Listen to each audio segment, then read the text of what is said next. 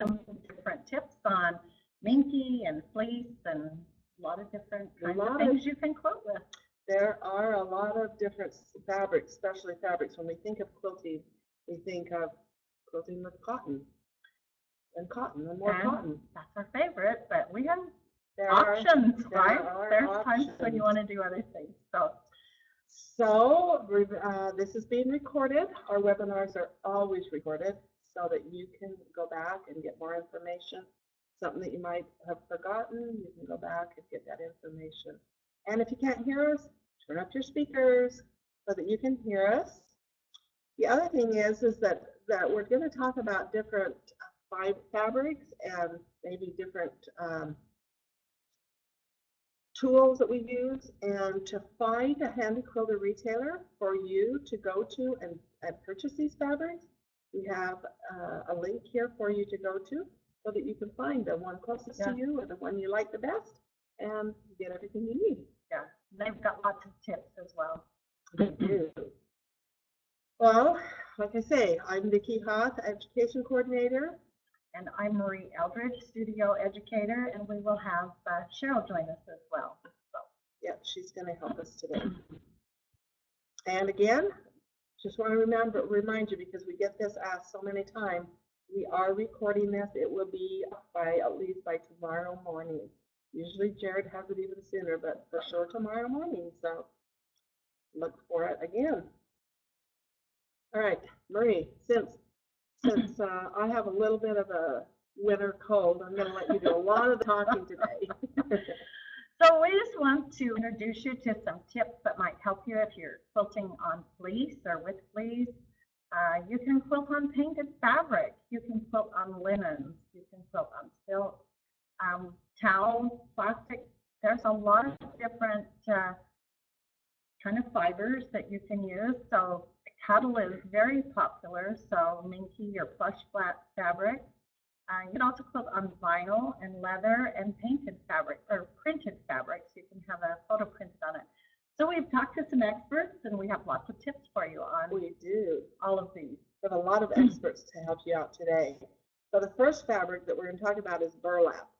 And burlap, you'd think, I don't quilt on burlap. It's so loose and it's kind of, it sheds as far as I'm concerned, but it actually is fun to make pillows, to quilt pillows with. And I just quilted a crosshatch on this pillow, and then just, you know, because it's so loose, you can fray the edges of it and have a fun edge that way, make a pillow out of it. They're great for porch benches. And so you just put a backing and a layer of batting. And I used a heavier batting because I wanted it to give it that texture. You know, it has its own texture, but it also, I wanted the texture of the quilting. It was so easy. It was like, it was so fun. Really cute. Okay, the next one, and we've talked about this before in other webinars, but we're going to kind of show you today how we've done it. So quilting on towel, you can do, like this is for Christmas, but you could do a lot of different holidays. You could do it as a gift. So pretty simple, just to put it on the machine, roll it up. You know, you're going to pin the backing or the hem, pin along the hem. To the leader. And you always want a towel that has a band on it, because if you stitch into, if you've ever embroidered on a towel and you don't have some type of a topping fabric or topping product to put on it, the threads will just bury right in and you won't see it. So it's best to put some type, have one with a band, and then it's fun. It's fun, and we've got a video today on how to do that and some tips on that. So we'll go ahead and move forward, but you can see a red towel doesn't have to be just for Christmas.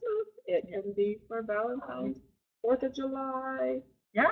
Oh, yeah. So there's a lot of different, you know, designs that you can put on there. You can freehand it. You could pro stitcher. Either way, it works. And not just the towel, but the hand towel and the washcloth. All of those could be pinned onto the frame and quilted. So, all right, next. Plastic. Now, who would think about quilting on plastic?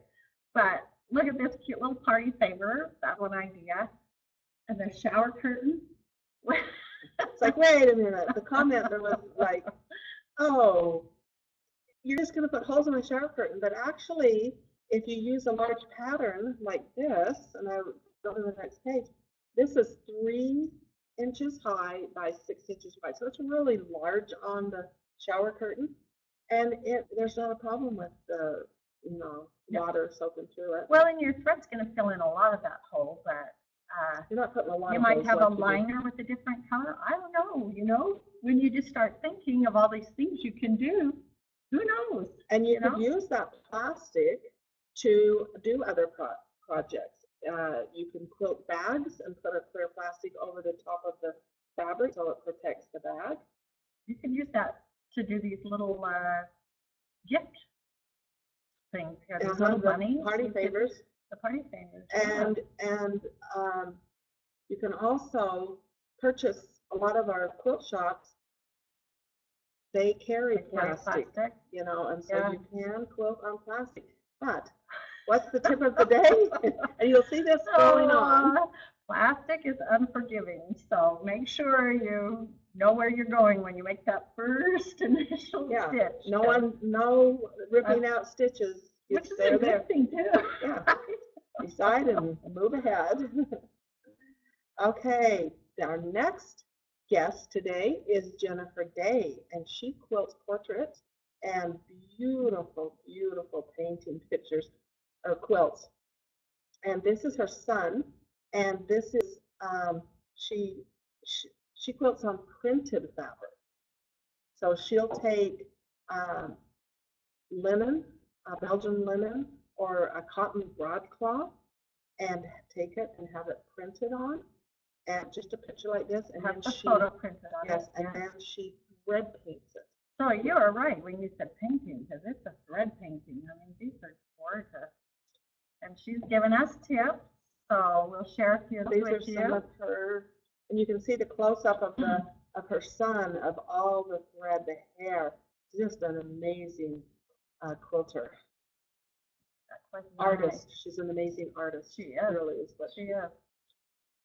So some of the questions that we asked Jennifer were, what type of fabric does she use for the quilted portraits, which is the Belgian linen or the cotton, and where does she get it printed, and what threads? And she's like in the Gutermann Mara thread. She says there's like 700 colors, and she just wants that real subtle change in color, and that's why she prefers that one, I think, is the main reason. But I think you can use just about any thread and make it work for you. Okay, let's move on. Sorry, I forgot to mute my phone, so I bet you heard that, but I took care of that. Okay, so she uses the sharp needle. Preparation for the fabric isn't really anything, just the print. She gets the print done. And she uses any batting, but she also adds a layer of canvas. So to me, that's another specialty fabric, is that she's layering, and hers is not that it has puff and you see dimension to it, but you're seeing that thread art. So there are a lot of art quilters that use canvas. Some paint right on the canvas. Some, like this, are laying it, or, there's a lot of different ways to do, like the art quilting, and you're going to have a lot of layers, but our machines can handle it, and, you really don't have to change anything much. Same needle, same thread. And Jennifer quilts on a HQ Suite 16 sit-down machine. And for the backing, she used just a plain cotton backing. And I said, do you block it? And she says, only if there's ripples, because the thing about hers is it's so consistently quilted all over. The density is real dense, but it's all consistent in how she quilts. So she's, she keeps it very true. And then on her binding, because I've seen art quilters, a lot of them will face it, but she says she does a French binding on her. So some tips, and she has, go to her website and you can see all of her quilts, and she has classes that you can take. And she's an amazing quilter. Oh, This is one look at that. I know, Cool. I just love that. Next one is Kathy Wiggins quilting on leather. That looks like a bronze. It doesn't does, but she after she quilts it, then she stains or rubs the, you know, and it's beautiful. And this is all free hand. It's not a digital quilting design. No. She's all free hand, and so the way she gets the design onto her leather, and this is true leather. This is not a vinyl. This is real leather. She has two different methods. She uses templates, so she'll cut out the shape of the horse or whatever she's using, and then she will trace it on there using a marking tool. And she gets hers from Handi Leather. It's a white pen and or a pencil of some, and so she uses, I think it's a pencil, and she uses that to trace it on. Her other method is to use a white transfer paper, and you can buy that from an art supply place shop, or you might be able to find that in your quilt shops, or you might be able to find some type of a transfer paper in your quilt shops for sure. There would be. So we used to use those old wheels on. Yeah, I would think so, something like that. Yeah. And then what she does is she takes a plastic template, or just a plastic sheet of paper, plastic sheet. There you go. And she draws her design on that. Then she puts her transfer paper down against her leather, and then the plastic sheet on top of that, and uses a stylus to draw on that so that there's no damage to the leather or marking it. She just puts a mark, but not an in-depth. So that's one way she does that. And so interesting, you know, from the beginning, how things start with marking, and then, you know, it might be leather, but it's the same thing with fabric. You know, we have to get our design on there. And we have seen Kathy, we've had her here quilting. She's using our machines, our needle, our thread. So these are things we can all do. We can try. And seriously, she used whatever so fine, whatever threads that were available here, she used those threads when she quilted her pieces of leather. And as far as the needle, she uses a sharp needle, and the leather. She did say this lighter weight of the leather is better, and she's giving you the weight there, so that helps out. And then one of the other things that, as a reminder, is leather. If you puncture a hole in leather, there's a hole in leather. I would think there might, well, there's still a hole in leather. It might not show as much as plastic, but I still, you know, decide what you want to do and then quilt it, and don't change your mind. Or do something over the top of it to make it look like you did a different quilting element, so that it didn't look like a mistake. Oh, you meant to do that. That's going to make it look like you meant to do that. Yeah, so one tip that I thought was really interesting is that leather, as you're quilting it, it can create a friction, which fabric does too, any fabric, but it can get really hot. So slow your quilting down a little bit, especially if you're doing a lot of micro quilting with it. Slow that down a little bit so that you don't melt anything and create issues. So there's some tips there for you to check out, and also her website and a YouTube on how she quilts on leather. And she talks about the needles. Don't ever use a ballpoint needle. Always use a sharp needle. And these are some of her artwork. And look how different they all are from each other. So the Oscar, it's actually like a book. It is. It's a huge quilt, but it's leather, and she's painted it, and it looks like a book. Yeah, the one side is leather, and then where the dragon is, that's where she's done all her painting. I think she said she had 800 hours in it. So. I think so. Lots of work there. This is not your typical quilting studio. Look at that. If you walk in here, you definitely smell a lot of that beautiful leather smell.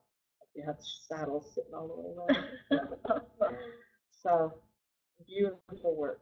So thanks, Kathy, for those Yes. tips. Now moving on to Margaret Solomon Gunn. And Margaret quilts on silk. They are beautiful. This is a close-up of one of her quilts. We've included her blog and her a YouTube on her. And silk. Oh, she is an award-winning silk or quilter. Yeah. Amazing. She came a few years ago and was one of our on one of our marketing promotions on my story. And who knew where she would go with this? And she is an award-winning quilter. So quilting on silk, I thought, well, is it much different? But you know, there are things that are different. There are a lot of different things. Stabilizing, starch on your silk, how to mark it, the needle sizes, like for a 40-weight thread, she's using an 18. So, and the thread, she's saying whatever your heart desires, and of course you want to use the right needle size for your thread weight. And she always uses 2 layers of batting, a cotton, poly, and then a wool, because that gives her that trapunto effect, so she gets some good dimension to her quilting. Curious to me is even with this silk, she blocks it. So she totally submerges it in the bathtub, washes out all the markings, but doesn't put it in the dryer and then still blocks it out. So she's got, you know, tricks. She knows all the basics you have to still do to your quilt to make them lay flat and look beautiful. And if your silk color runs, she's even giving you tips for that so that you can take care of that. And she says it works every time. She's not having any problem. Yeah, you want to hope you don't have to test that out. Not on that. I just had that. You did. So tell us what you did. So it's pretty much, I held my fabric quilt that was already quilted. Everything was done. And when I started to block it, and I just sprayed, I have it all pinned down on the ground, and then I start spraying to get it wet. And it just, that hand-dyed fabric just started bleeding, and I was like, ah! So hold it under hot water, and then put it in a bathtub of hot water. And I use the soap, and what the soap does is it collects the dye. Soap? So this Dawn that she's suggesting here, the Dawn dishwashing soap, right? And you want to use one that doesn't have the colors or the fragrance in it. Oh, that's good to know. Any extra, you know, like pure Dawn is what you want. Mm-hmm. And then you just put it in that hot water and you soak a long time. You keep changing the water? Mine leaked out. Oh, okay. So I filled it in again. And hot water all the time? Hot water again. And yeah, it just took it all out. Oh. Yes. And I've seen the quilt, and it's beautiful. You would have never known what colors ran. Red. Yeah. Red. True color. Yes. Yeah. Yes, it is beautiful. One day we'll show it on this. Yeah. All right, let's see. This is one of her quilts. Oh, go to her website, her blog, and she has the most amazing quilt. She did an amazing job quilting. Beautiful work. And she gives a lot of tips on her website as well, on her blog and stuff. Okay, quilting on fleece. Now, when we say fleece, we think fleece? Is that the cut-off fabric? Is that like Vicki? Or is that fleece like you buy fleece blankets? And I'm talking about buying fleece blankets. Yeah. This is a quilt that I did. My kids wanted to make a quilt for their dad. And so we just pieced this, and then we wanted something nice and warm and cuddly for him. And this is a fleece piece of fabric, but it's got that football print on both sides. So it's, you know. It's like what you trim all around the edges and make into just a fleece row. Mm-hmm. You know? A fleece row. And I used this, and this one didn't have, some fleece has a lot of stretch one way and not so much the other. This one was more consistent both ways. And so it was so easy to quilt. And if your tension was off a little bit, it's kind of forgiving, although we don't want our tension to be off. but it's forgiving because it all Varies by buries image. in. And if you want your thread to show on the back, well, it's not going to happen. You see texture. So you did use batting, even with. I did weight. use batting, a light, you know, just 80-20 batting, and it's wonderful. It's not heavy, but it's nice warm. So in areas where it's really warm, do you think they would need to use batting? They probably wouldn't. They probably wouldn't even use fleece, but it's so nice and cuddly, you know. So fleece, you know, it's a great product. Lots of prints, cute prints. And Angela Walters, this is some information from her website about quilting on fleece and, you know, the stretch of fleece and what needles, the different needle size. And I have found anytime I quilt on any type of a knit fleece, minky cuddle, anything like that, I never have to change my needle size. I use my sharp needle. And some people say use a ballpoint, but I just use the sharp needle and I don't have any problem with it. So she's saying it's really warm, so she must be where it's cold. She's having winter now, like us. Yeah. Okay, and we'll talk more about this. So we're going to the cuddle or minky, a lot of people call it, cuddle or minky or plush fabrics that we love to make baby quilts with. And adults are starting to really jump into this, making it for their quilts as well.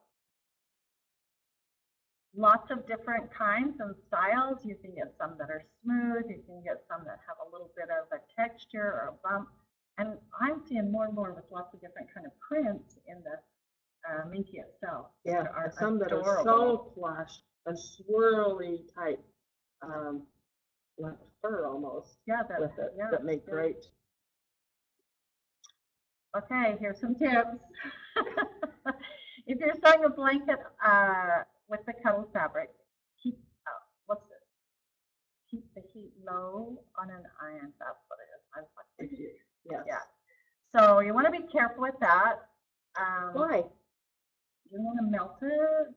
So one of the things that I read is because of all that texture, like those little bumps, you can actually flatten those out. So you never want to iron it, press that. If you do, then keep that temperature really low. I don't know why you would really need to. It kind of all falls out, doesn't it? Well, if you're piecing with it, you know, and you want to do some piecing, so pressing. And then if you're seaming it for the back, you know, so there are some things you might want to press it. Yeah. You could probably finger press too. So the second one here on pre-wash any fabrics that you use, like cotton fabrics, because minky doesn't shrink, but your other fabrics will shrink. But I never do. Now this is just my admission. I never pre-wash fabrics unless maybe they're red, and then maybe not even then. But I always just throw it together, and it just gives it that look. You know, when you wash it, I don't ever see that it shrinks and distorts anything. Yeah, it just looks cuddly. But there is. This is one of the recommendations that Shannon Fabrics recommends, that you probably want to pre-wash your fabrics. Yeah. So there you go. And another thing is when you're cutting it, you want to pay attention to that nap. Now, when you're putting it on the frame or when you're making the back, you know, you always want to have your seam. If you're seaming the back, you want that seam to go parallel with your pole. And I've done it once that I had to do it the other way. It was miserable. It was so hard because minky, it's heavier and it builds up a great big right where the seam is as you're rolling. So I finally took it off and turned it and just thought, you have to do it this way. It makes it. So there's some great tips here that we've come up with that you can, if you're using cuddles, things that will help you with that. Batting or no batting, you can do it either way. Yes, and if you're using a domestic machine, then recommended use a walking foot, because so that everything, you know, and put the minky down so that your cotton's up and your minky is against the feed dogs, and so that will help feed that better. So that, and then pin a lot so that when you're working it under your machine, pin.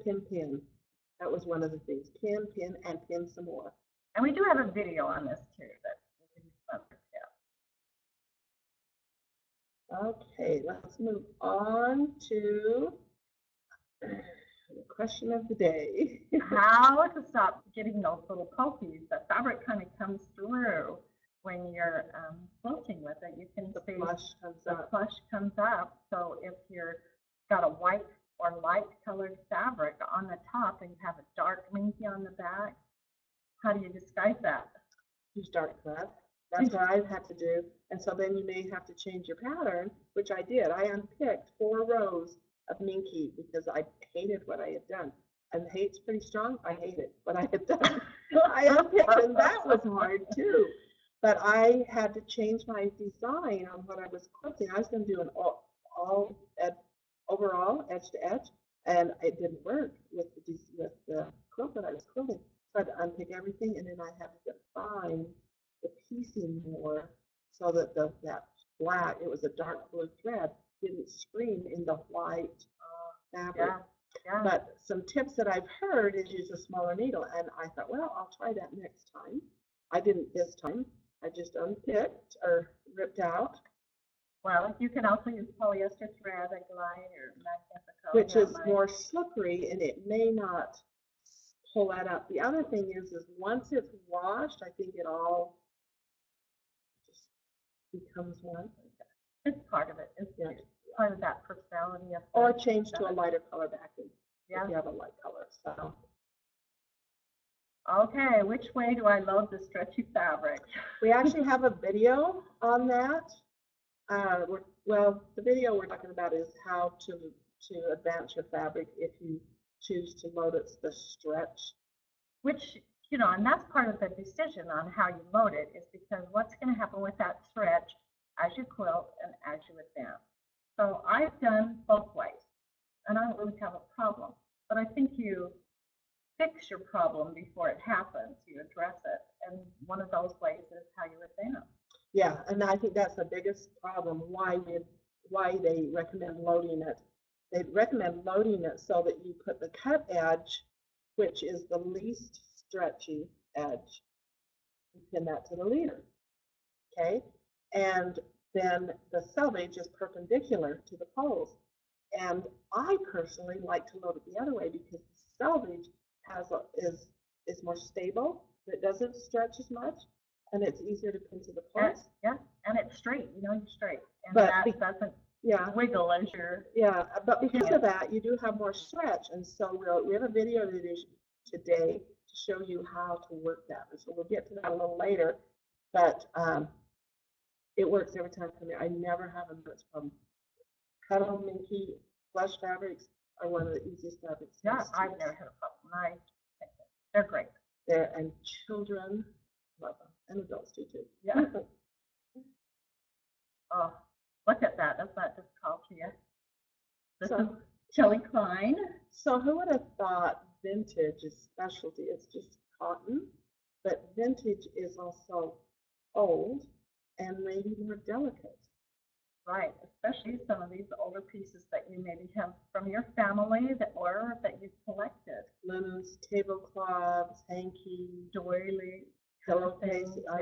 So Kelly Klein is the master at working. She is amazing. She does a great job. This is one of her pieces here. We reached out to Kelly, and this is her information. So go ahead. So she talks about whether to use a ballpoint needle, what size needle. She says that vintage linen are so fragile that the ballpoint kind of spreads the fiber instead of with the sharp needle, you know, it kind of pierces. Maybe you could fray or cut them. She's talking about using glide and poly threads, but I think she uses a lot of different threads. She does, but glide is really her favorite. And I said, even for your micro quilting, she uses glide a lot. And because it has a little bit of that nice sheen to it, she uses the Filtech bobbins, or she lines glide on her bobbins, or bottom line from Superior. And 2 layers of batting because she wants that loft as well. Now, I have never, a lot of these are white. I have never seen a wool that's white. Is there a wool that's white? Because wool underneath a true white fabric, it will give it just a little bit of a cream color. Yeah. I just wonder if there is something, because, but Well- antiques, vintage are not true white anymore, are they? Well, so I have reversed that, and I've put the white cotton batting on top of the wool, and I still get that look. But I have white under my So you, white fabric, or so like you garment white or a white. Oh, good. yeah, oh yeah. Good tip. Okay. What Huh. what fabric? We asked her what fabric she puts behind her vintage, because a lot of times she likes vintage linens have little cutouts in them. What do you, anyway, eyelets or whatever in it. And she uses silk or satin or a shiny costume. I would think Monet would be Something to get attention, right? Yeah. She's going for that pow. Yes. And I said, so what do? You clean your linens? Because usually they have stains, you know, and maybe mildew. And so she's given some tips on that. But her biggest tip is never, never, never, never, never bleach it. So there are some cleaning products in your quilt shops, or plain or ammonia for mildew or mold. Okay, so she's marking her quilts with a blue washable marker, but she's kind of limited in how many, mostly registration marks. She's such a great quilter, she doesn't have to put too many marks either. And what backing is, what's the end use, you know? Is it just purely decorative, or is it, you know, she has used these in quilts and all kinds of things. She's made hankies and put them all over a quilt. So she has a website that, you know, you can go and get a lot of tips of how to use some of, you know, get some ideas if you have some of these vintage pieces. And if they're distorted, she uses starch. She'll place that out there and starch it to really square it up so that she can get it into, and she uses a shorter stitch length. Look how short that is. 16. I've kind of got a rule going lately that if I want to unpick, You want to rip it out? You don't want it too short? how Good close tip. do I want them together? Okay, this is a project she actually has on her blog or her website that I pulled off. And this piece right here, she's showing the layering where she's got her different layers, and she tells you what she has. And I'm going to move to the next. This piece is 6 by 12. So go back and look at that. She used quilts on a fusion. Yeah. So putting that on the big throw of the fusion is 6 by 12, this little piece, and she quilted that. Now let's go back over here. You can see the dime and how small her little continuous curve is there. And she quilted that up, and it's beautiful. And then did she bind it? No, she just clips away the fabric right up against the stitching line, and that little hem that's already there. And there it is, 6 inches by 12 inches. And it's beautiful. Oh, it's beautiful. You could frame that, or you could just set it out as a decorative piece. Yeah. And with the double layers of batting, you're getting that dimension. This just makes you want to try it. Right? Oh, totally. I went home and started looking through my cedar chest to find all of the things that I have from my grandmother, my mother, and that. I said, I'm going to try something. Inspirational. Here's another inspirational, right, Kimmy? Tammy Bruner. She makes everything just, oh, you can do this. She does, and she's so. I reached out to Kimmy and asked her about thinking about silk, and she sent me right over to Margaret's phone gun. She said, oh, she's the queen of that. But she says, I do something. And she had already made up this PowerPoint, or she made it up for me, on her quilting on vinyl. And you've probably seen this on Facebook or on her website on how she quilted this. And it's vinyl that you can get in your quilt stores. And sometimes you can buy it at a discount. And sometimes it's just a remnant, and you're like, what can I do with that? Well, look what Kimmy did. This is amazing. So she actually made up a PowerPoint for us, and I've got all this information. Not going to go through all of it because you can read it at your leisure and just absorb it on how she did this. And I read through this, and I'm thinking, I am going to do this. I think this is so fun. And she did a Halloween one, and so she talks about the threads, and she uses really shiny, bright threads on this dark vinyl. And this is an embroidered piece that she actually embroidered first on a, oh, she even told what it was, and I can't remember what she said it was. It's in here someplace. It'll say it. On chiffon. That's what chiffon. It was. Applicate that on, and then place it. Mark her vinyl, and quilted that on. Look how beautiful that, you can see that quilt definition. Yeah. Because you've got a batting layer in there, and then with the vinyl, when you put a stitch on it. And just again, this is not forgiving. Once you make a stitch, it's there. So decide that you want it. Maybe that's why she did so much marking to start with. Well, she actually, if you'll read into it, she said there was an area that looked a little jagged, so she went back and put more quilting over it to straighten it out. So it's a soft, vinyl. It's beautiful. And she is so positive in this. I just want you, I'm not going to read this through because you've got to read it and just get her personality. She's just a cute lady. And marks that. Gonna go there. And as she starts stitching, look it's taking. Oh. So she kind of stitched it, just giving it a little bit of bare bone there. I think there's some bats coming. And she starts adding more color. She quilts on an Avante. She quilted this all on an Avante. She also quilts on an Infinity, an HQ Infinity. But this was all with her Avante. I love that last one. Pay attention to the detail.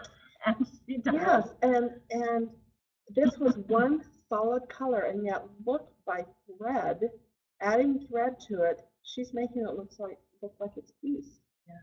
So can you tell we really like? we got lots of help. We have some great quilters out there, and everyone willing to share. And as Kimmy says, give yourself permission to have some fun. Our machines can handle these fabrics so easily. It's a shame not to try out something new and crazy, which I think I would have never thought to do this, but I'm there. I think it's fun. Oh, look at that parrot. Helen Godden is from Australia, and she is an amazing quilter. Quilts on a Sweet 16 sit-down machine, and this is painting and thread. So she's painted the fabric and quilted on that painting. She also quilts just in the background and does a lot of different thread color changes. So painting, and she talks about the different different paints that she uses, and being careful that one that's not a plastic, because once you paint on or quilt on plastic, then it's not as pleasing to the eye. It tears, it opens up the paint itself. So well, and she's also transparent paint. Yeah, and she's done this long enough that she's got some older projects that now she's given us tips of what happens to it over time.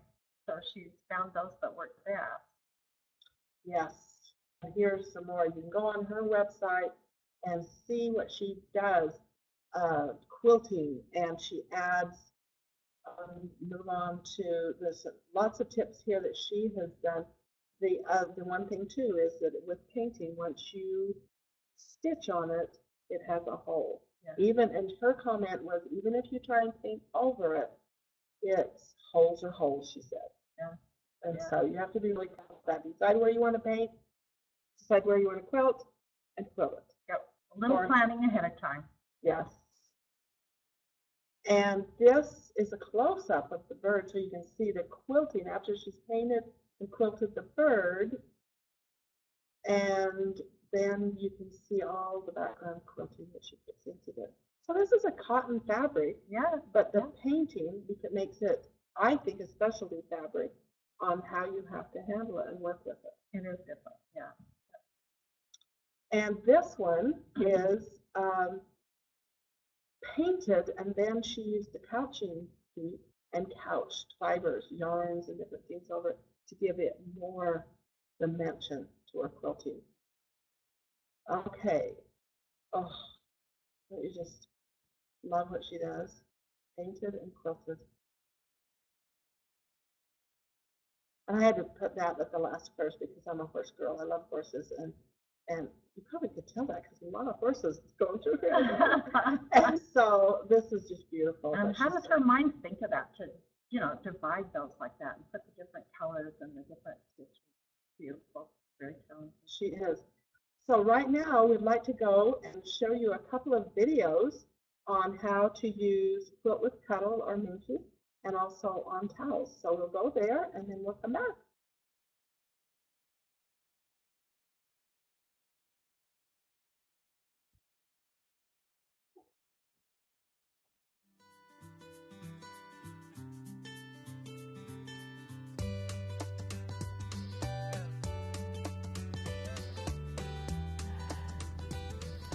Hi, I'm Marie Eldrege. And I'm Cheryl Duncan, and we're here today in the Handi Quilter studio, and we're going to talk about plush fabric and how fun it is to use Cuddle or Minky. And Cheryl has this adorable little girl quilt. You can kind of see, show that texture. That's one of the great things about using this fabric is you can see the quilting so well. So this is a little girl one, and that's the great thing about Minky now is it has all these, Cheryl, we have to show, all these cute little textures and styles. Look at this cute quilt. Okay, that is just darling. And it's already been cuddled and loved and washed, and it holds up so well. Okay, now we got to give the boys a little credit because we have a little boy quilt. Again, look at the texture. Look how cute that is. You can see the texture, but you don't really see the thread on the back. But look how cute that is for a little boy. That is really cute. It's a lot of fun. This one looks like it's been loved too. Yep, I think this one has been washed once. So they definitely hold up well, and they're really, really fun for kids. There's lots of different patterns available now. One of the things that you're going to see with this is the stretch on it. So this way you're going to get a lot more stretch. So it really does stretch quite a bit that way. And not as much with the selvage edge of it. That's true. So there's a lot of question about how to load it on your frame. How do you load it, Cheryl? I like to load it with the selvage if I can, but if I don't use the selvage, then I'm really careful that as I'm pinning it, I'm not stretching it because you don't want to stretch it out of shape. So you put the selvage to the leader if possible. I do. Because then you don't have as much stretch that direction. And I've done the same thing. I've done it both ways. And some people say that you should always have this this side where the most stretch is against there. But I like it to start straight and without as much stretch. So what we've done is we've pinned this little quilt top on here, and we've pinned it with the selvage to the leader. So what I am going to do is just show you how you would advance it if you had loaded it this way, and the things you want to be careful of. So if I had quilted this first row and now I'm ready to advance my fabric, so I want to be careful as I advance it that I don't stretch it as I go. That's pretty much what we need to be careful of. So I'm going to release the pressure on those, and then you're already going for it, right? I am. We just kind of release so that you have the no pressure on it. You've got a little bit of slack in it. Yeah, a little, and you can do a lot, but we're just going to, you know, just release that, and then we'll advance it. So about like that. Then you can kind of just make sure that you have it tightened, so you don't have anything kind of gaping here. What about your clamps? Do you want them tight? I still put my clamps on, but you can see I don't want them really tight. I want them to secure. Okay, so that one's kind of hanging down a little bit. I'll kind of just tighten that just so it's, so you can see it's not stretching it out of proportion. And I would just put it right on there, okay, just on my fabric, put it on both sides. And that's pretty much all you have to do when you're working with the plush fabrics, is to just ease it as you advance it. I think that'll keep you from getting the puckers on the back. I've never had problems with that, doing it this way. Yeah, I love working with I do Vicki. too. It's so fun. Are there any other plushes that we can work with? Okay, so what about a fleece? Okay. Ooh, I think a fleece would be fun. So we have this fleece to show, and you can see that it has print on it, and that's usually what you'll see on a fleece fabric. And it has that same stretch to it. Sometimes it's more than others, and it just depends on the fleece. I've had some that has a lot of stretch, some that only stretches one way Right. a lot, one the other, but You just want to be careful that you don't stretch it too far and distort your fabrics, right? right. So what about batting? Would you use batting with fleece? I would use it because it gives it a little extra body, but if you're in a warmer climate, you might not want to. Okay, I've heard some people maybe even just put flannel in there That would because work it gives too. that body to the quilting. How about with a minky? Do you always use flannel? Well, we're in Utah where it's kind of cold, so I use minky a lot, or use the batting a lot when I use minky. Yeah, that's just kind of what we do. And it does give that body to your quilting. So, And it makes it cuddly. yeah, Yeah. great fabrics to use. Yep.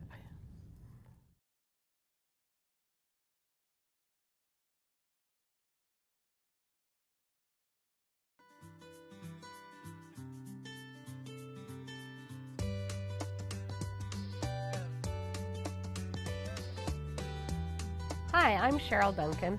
And I'm Marie Eldrege. We're coming to you from the Handi Quilter studio, and we're going to talk about some fabrics that you may not have thought about stitching on. This is a terry cloth towel, and you can see it has some cute candy canes on, and I look like a candy kinda cane match. myself.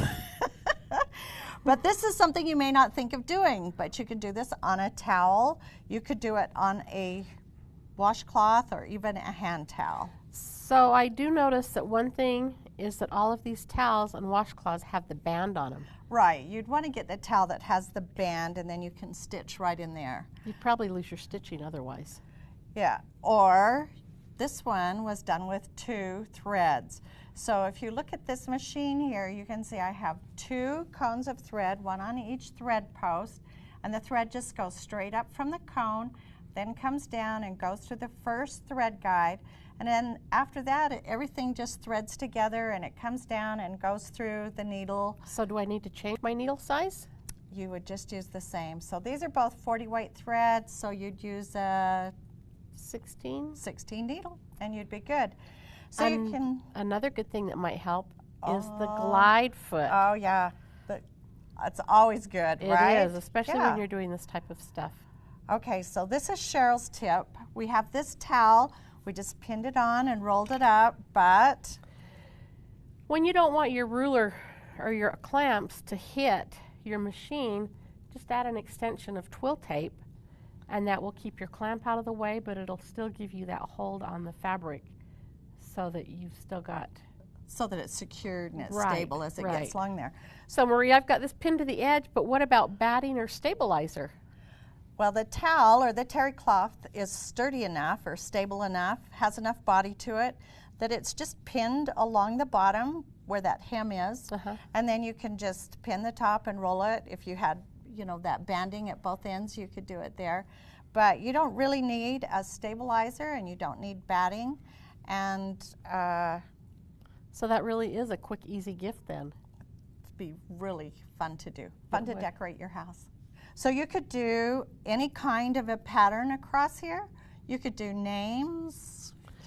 So are we getting monogram towels next year for Christmas? Oh, maybe. Okay. Because I should start now while I'm already dressed for it, right?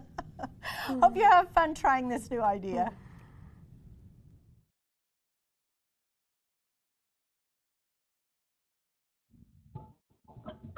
Okay, we're back. We're back ready to go on to our next slide, which is our final slides. And again, reminder that anything that we talked about today, you should be able to find it in your retailer shops, and especially our Handi Quilter product or supplies or machines. You go to those shops and shop away. Have a good time. Lots of help there. Lots of help. Thanks for joining us. We've had fun doing this, and as I went through and found people that specialize in these different specialty fabric, it was such a good thing for me to learn. And just, I put my phone on speakerphone and I said, you guys, listen to what she's saying. Listen to all this information we're getting. So it's been fun to learn how to use different fabrics that I've been afraid to use on some of these fabrics, and no fear anymore. And I'm sure some of our quilters, same thing. Just try it. It's just fun. That's right. So please join us again next month on February 11th for another Handi Quilter webinar. See ya.